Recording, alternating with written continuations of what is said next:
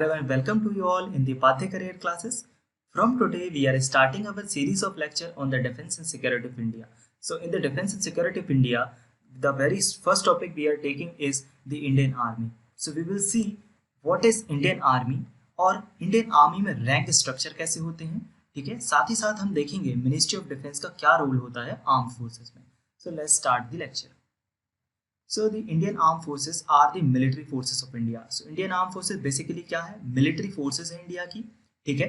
So the various Indian Armed Forces of India, Union of India have separate mandate and are guided by the different ministry, ठीक है। जो Indian Armed Forces है उसमें हर एक army का, हर arm forces का अपने एक डिफरेंट रोल होता है। साथ ही साथ उनके लिए एक जो गाइड करने वाली अथॉरिटी होती है वो डिफरेंट मिनिस्ट्रीज देखती हैं, ठीक है। So it consist of basically 3 professional uniform services. इसमें हम देखते हैं कि इंडियन प्रोफेशनल यूनिफॉर्म सर्विसेज में there are 3 professional services, that is Indian army, navy और एयरफोर्स, ठीक है।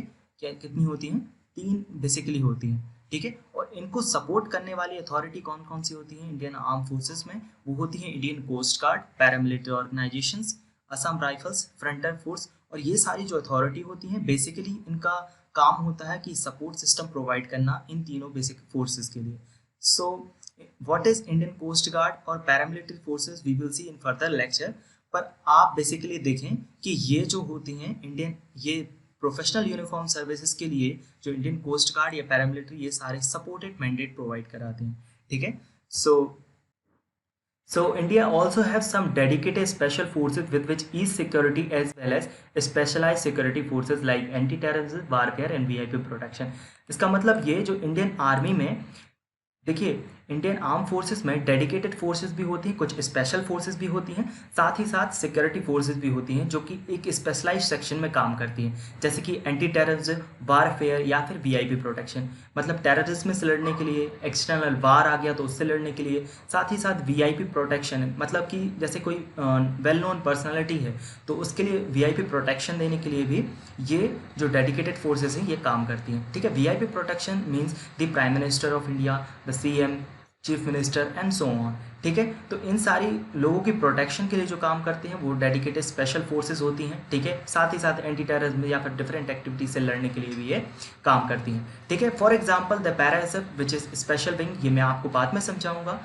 और मार्कोज बेसिकली होते हैं कि नेवी में जो होते हैं, ठीक है। गरुड़ कमांडोज, आप गरुड़ से समझ सकते हैं कि ये एयरफोर्स कमांडोज होते हैं, वो भी स्पेशल कमांडोज, ठीक है। NSG which is national security guard of India and research and analysis wing, ठीक है, which is these are the security forces or special forces of India, ठीक है। अब the majority of the external security threats are managed by the Ministry of Defense with the help of Ministry of Home Affairs, ठीक है। इसका मतलब ये जो external security होती है, मतलब कि एक्सटर्नल सिक्योरिटी से मेरा मतलब, एक्सटर्नल सिक्योरिटी थ्रेट से मेरा मतलब कि अगर बाहर से कोई खतरा आने वाला होता है तो इसको जो मैनेज करता है वो करता है मिनिस्ट्री ऑफ डिफेंस, ठीक है। मिनिस्ट्री ऑफ डिफेंस इसको मैनेज करता है जो एक्सटर्नल जो खतरा आने वाला होता है, ठीक है। एक्सटर्नल खतरा से मेरा मतलब ये कि बाहर कोई नेबरिंग कंट्री से, जैसे पाकिस्तान या फिर चाइना या फिर एक्सटर्नली जो अगर कोई नेबरिंग कंट्री से अगर कोई प्रॉब्लम क्रिएट कर रही हैं, कोई थ्रेट्स अगर हमें दिख रहा है कि यहाँ कुछ अगर प्रॉब्लम होने वाली है, तो वहाँ पर जो रोल प्ले करता है और मैनेज करता है वो करता है ministry of defence.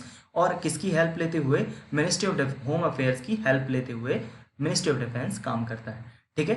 Most of the internal security threats and the management in the border areas are handled by both the ministry, ठीक है। अगर कोई इंटरनल सिक्योरिटी का मामला होता है तो वहाँ पर दिखती है मिनिस्ट्री ऑफ होम अफेयर्स, ठीक है, मिनिस्ट्री ऑफ होम अफेयर्स। साथ ही साथ इसकी मदद कौन करता है? Ministry of defence. तो ये दोनों पैरेलली चलती हैं कि मिनिस्ट्री ऑफ डिफेंस और साथ में मिनिस्ट्री ऑफ होम अफेयर्स आपस में तालमेल बना के चलते हैं, ठीक है। तो इंटरनल सिक्योरिटी का अगर बेसिकली मामला आता है तो दिखती है मिनिस्ट्री ऑफ होम अफेयर्स। तो मिनिस्ट्री ऑफ होम अफेयर्स में आप देखते हैं कि जैसे कि कोई भी रायोट्स या फिर कोई दंगा फसाद या कुछ ऐसा हो गया तो यहाँ पर जो सेपरेट रोल होता है वो इंटरनल सिक्योरिटी का मामला वो देखता है मिनिस्ट्री ऑफ होम अफेयर्स। जैसे अभी बहुत सारे आपने प्रोटेस्ट देखे होंगे तो उसमें जो कंट्रोल करने वाली जो मेन अथॉरिटी होती है वो मिनिस्ट्री ऑफ होम अफेयर्स। और मिनिस्ट्री ऑफ होम अफेयर्स चाहे तो डिफरेंट सिक्योरिटीज़ का यूज़ करते हुए इंडिया में कोशिश कर सकती है पीस या हार्मोनी को बनाने के लिए, दोबारा कोशिश करती है अगर कोई भी अगर रायट्स या फिर इंसर्जेंसी जैसी कंडीशन आती हैं तो, ठीक है। So we will see what is the ministry of defence. तो मिनिस्ट्री ऑफ डिफेंस क्या है, ये कितने डिपार्टमेंट होते हैं, तो हम देखते हैं। ठीक है, यहाँ पर देखिए ministry of defence basically comprised of 4 authorities. ठीक है, मिनिस्ट्री ऑफ डिफेंस को 4 अथॉरिटी में बांटा गया है या 4 डिपार्टमेंट में बांटा गया है, which is department of defence, department of defence production, department of research development research organisation, department of ex officio welfare. ठीक है, तो डिपार्टमेंट ऑफ डिफेंस बेसिकली क्या काम करता है, ये बॉर्डर सिक्योरिटी या फिर कुछ इंटरनल थ्रेट आ गया तो वहाँ पे भी डिपार्टमेंट ऑफ डिफेंस काम करता है। ठीक है, department of defence production, production से आप समझ गए होंगे कि ये हमारे यहाँ पर देखता है कि कितने, अगर डिफेंस में कोई इक्विपमेंट कम है या फिर कितना प्रोडक्शन करना है, कितनी गन्स या फिर डिफरेंट टैंक्स का कितना प्रोडक्शन होना चाहिए, या फिर बेसिकली जो मिलिट्री इक्विपमेंट्स जो यूज़ होती हैं वहाँ पर कितना प्रोडक्शन होना है, तो ये कौन देखता है, डिपार्टमेंट ऑफ डिफेंस प्रोडक्शन। ठीक है, department of development and research organisation, ये बेसिकली रिसर्च ऑर्गेनाइजेशन सेंटर है जो कि आपका जो मिलिट्री में जो डेवलपमेंट होता है तो वो उस पर काम करते हैं। ठीक है, और department of ex officio welfare, तो ये देखते हैं एक्स ऑफिशियो जो रिटायर्ड आर्मी ऑफिसर है, आर्म्ड ऑफिसर हैं, तो उनके लिए ये वर्क करते हैं। तो so the ministry of defence is comprise of basically 4 section और 4 डिपार्टमेंट। ठीक है, तो ये बात हमेशा याद रखना कि मिनिस्ट्री ऑफ डिफेंस जो होता है वो इन अथॉरिटी की, मिनिस्ट्री ऑफ डिफेंस में जो अथॉरिटी जो काम करती है वो ये सारी अथॉरिटीज़ काम करती हैं, और मिनिस्ट्री ऑफ डिफेंस का जो हेड होता है वो होता है minister of defence which is Rajnath Singh, जो अभी प्रेजेंट में है। ठीक है, now we will see that Indian arm forces क्या है। इंडियन आर्म फोर्सेस का कमांडर कौन होता है, तो the supreme commander of Indian arm forces is the president of India. तो जो सुप्रीम कमांडर होता है इंडिया की आर्म फोर्सेस का वो होता है प्रेसिडेंट ऑफ इंडिया। तो president of India basically the supreme commander and all the 3 commands report to the ministry of defence. तो जो तीनों कमांड होती हैं, Indian army, navy, air force, ये बेसिकली किसको जाके कमांड या सॉरी रिपोर्ट देती हैं, तो रिपोर्ट देती हैं मिनिस्ट्री ऑफ डिफेंस को। और मिनिस्ट्री ऑफ डिफेंस बेसिकली किसके अंडर में आता है, supreme commander of India which is the president of India. ठीक है, तो इनको अपॉइंट कौन करता है, द आर्मी के जो आर्मी, नेवी, एयरफोर्स के जो चीफ्स को कौन अपॉइंट करता है, तो वो प्रेसिडेंट ऑफ इंडिया ही अपॉइंट करता है। तो ये जानने वाली बात बहुत इंपॉर्टेंट है, तो ये हमेशा याद रखना कि the supreme commander of India Indian arm forces is the president of India. ठीक है, तो यह अभी बेसिकली जो 14th प्रेसिडेंट ऑफ इंडिया हैं वो हैं श्री राम कोविंद जी।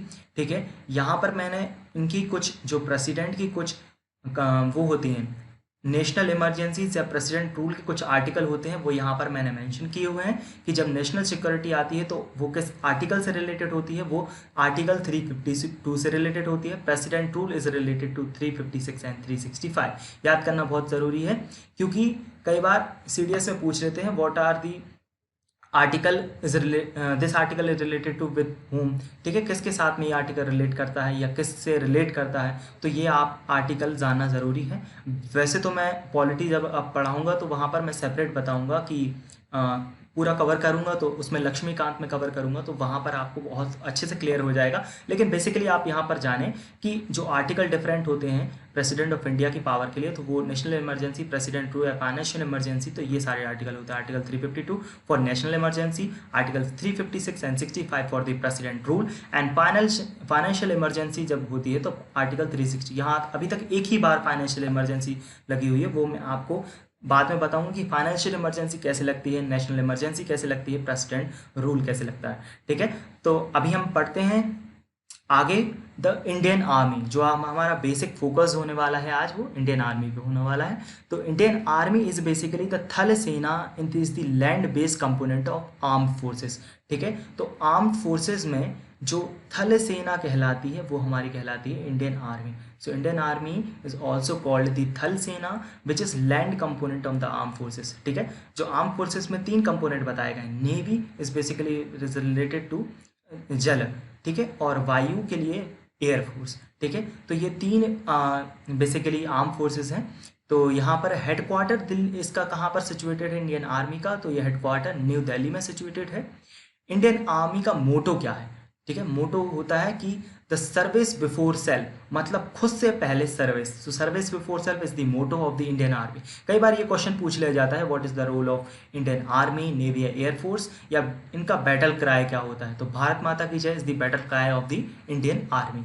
ठीक है, इंडियन आर्मी कब फॉर्म हुई थी? तो 1947, it is founded in 1947। So the basically the army day is celebrated on the 15 January every year. हर साल 15 जनवरी को आर्मी डे मनाया जाता है। ठीक है, तो ये सारी कुछ फैक्चुअल इन्फॉर्मेशन थी जो आपको याद करनी होती है।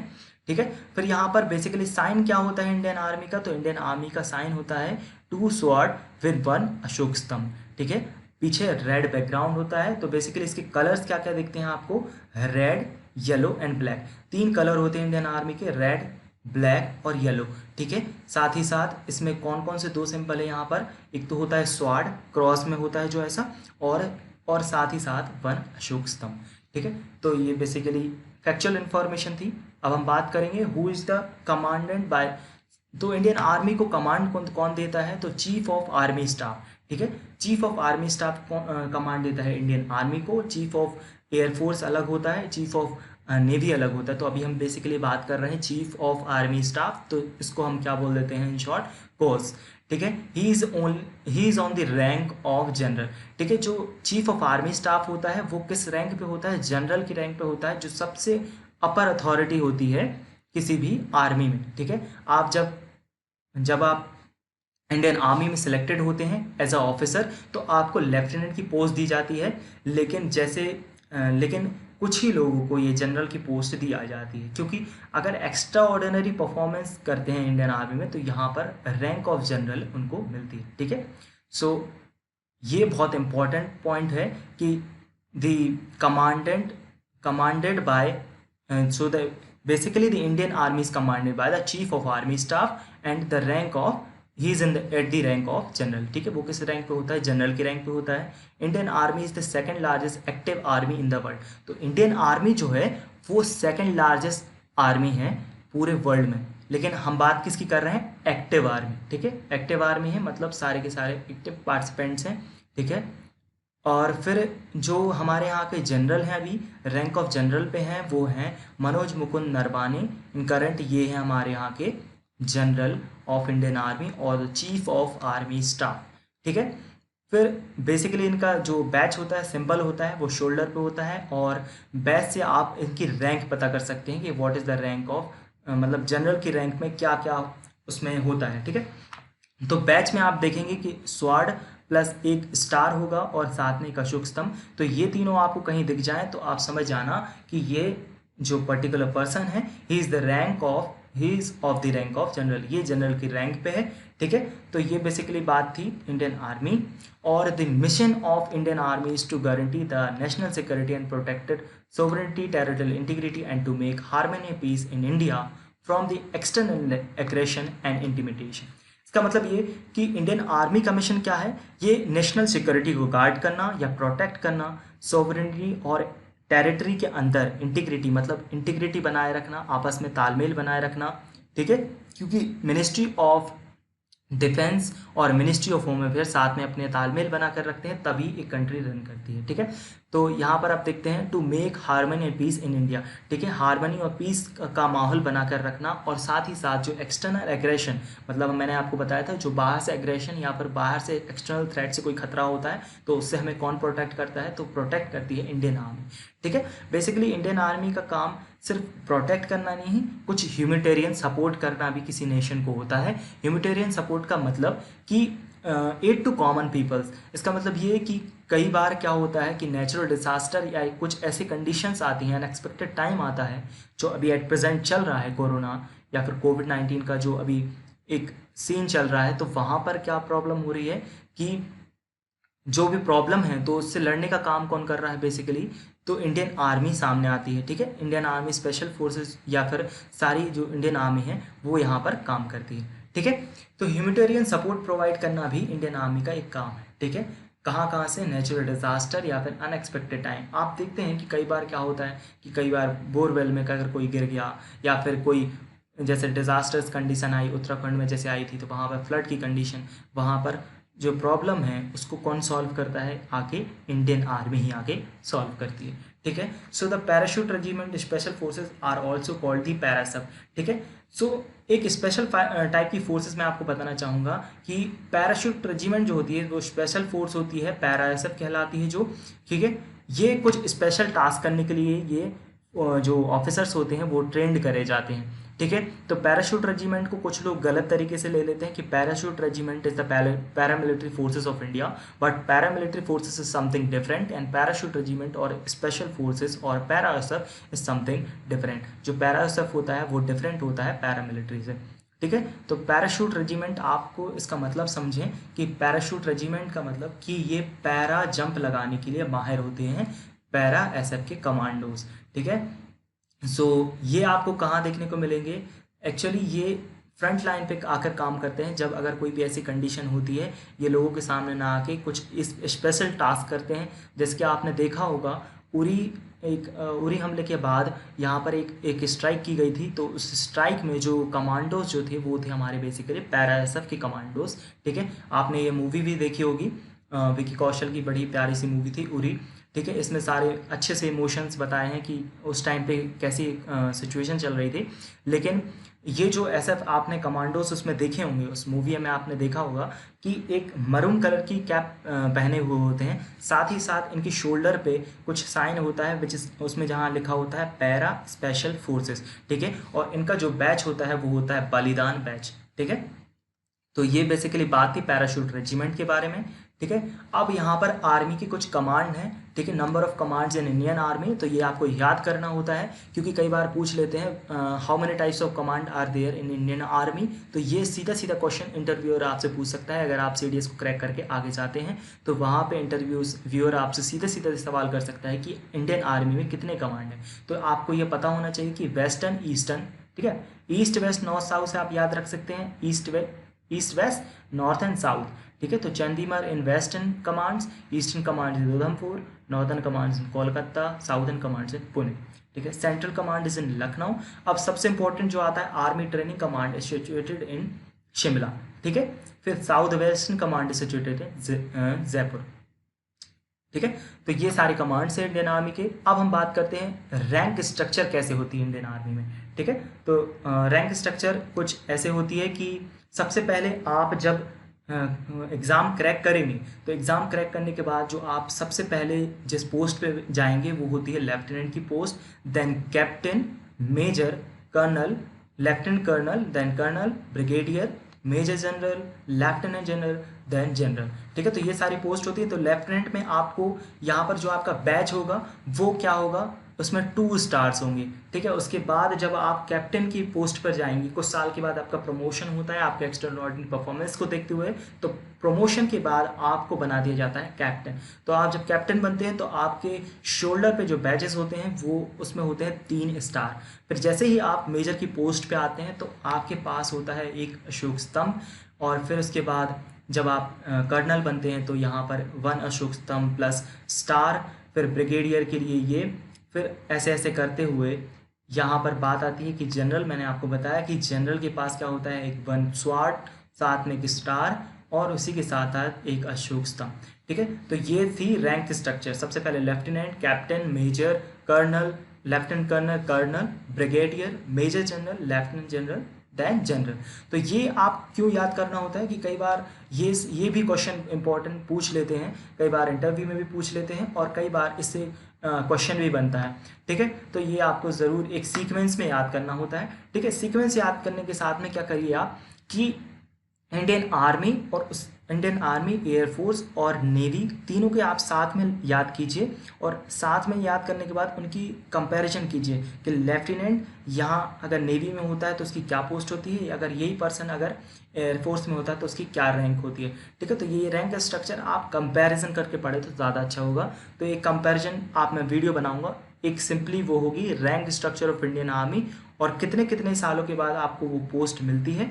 तो ये सारी बात मैं एक सेपरेट वीडियो में करूँगा क्योंकि आप वहाँ पर देखेंगे कि कुछ स्पेशल पॉइंट भी मैं आपको बताऊंगा, और वहाँ पर मैं बताऊंगा कि फील्ड मार्शल क्या होता है। लेकिन फील्ड मार्शल आप यहाँ पर समझें कि फील्ड मार्शल एक ऐसी कह सकते हैं कि एक ऐसा ऑफिशियल पोस्ट है जो कि बहुत गिने चुने लोगों को अभी तक मिला है। अभी तक 6 आर्मी पर्सनल्स को सिर्फ फील्ड मार्शल का खिताब मिला है। तो ये फील्ड मार्शल का खिताब कैसे मिलता है? जैसे कि अगर किसी ने कोई एक्स्ट्रा ऑर्डिनरी परफॉर्मेंस दिया हो अपनी सर्विसेज में, अगर वो जनरल की पोस्ट पे होता है और जब कोई एक्स्ट्रा ऑर्डिनरी परफॉर्मेंस देता है तो उसको एज अ फील्ड मार्शल की तरह क्या करते हैं, रिकमेंड करते हैं। ठीक है, तो ये तो सारी कहानी थी आज इंडियन आर्मी के बारे में। नेक्स्ट वीडियोस में हम देखेंगे कि what is the role of Indian navy and what is the role of Indian air forces. ठीक है, और उसके बाद हम पैरामिलिट्री फोर्सेस और सारी फोर्सेस को हम कवर करेंगे। वहाँ पर हम देखेंगे कि what is the role of paramilitary and so on. ठीक है,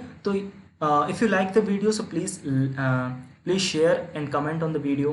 ठीक है, तो ये हमारी सीरीज़ स्टार्ट हो गई है डिफेंस एंड सिक्योरिटी के ऊपर, तो होप आपको ये पसंद आएगी। और please like and share and subscribe to my channel. Thank you and have a nice day. Good luck.